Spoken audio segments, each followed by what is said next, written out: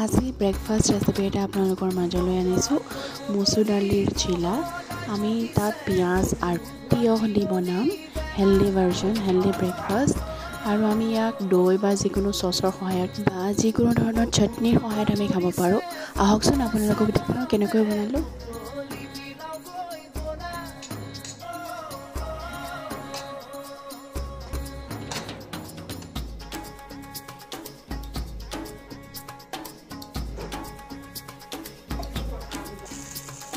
বগাকৈ বগৰী বহলাই বহিছে বুলু কাটিয়ৰী বেলা